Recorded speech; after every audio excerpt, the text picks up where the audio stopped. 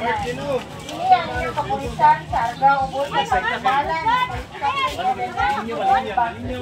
Aniya kami harap magpalingyo sa mga titik sa pagsuroy sa simenteryo.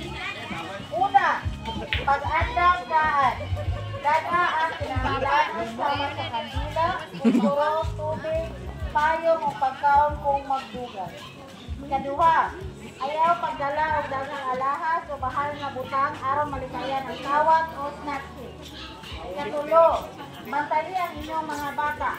Ayaw sila biyahe, labay na kung daghang tao sa paligid.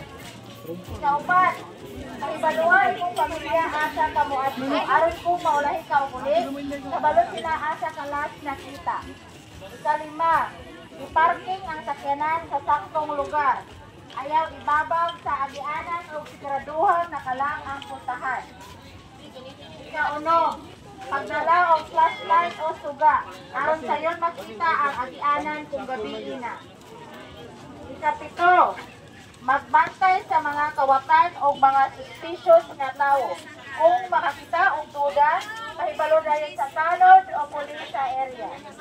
Ikawalo, ayaw paglabay o basura bisan asa.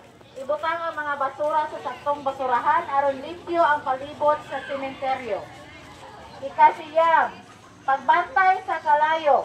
Ayaw biyahe ang nagdagkot nga kandila aron malikayan ang sunog. Ikanapo, mag-agpo o maghinumdum sa kalinaw. Ang pagbisita sa sementeryo kay panahon sa paghinumdum dili sa pagsamo. Daghang salamat o mag-amping kita kanunay.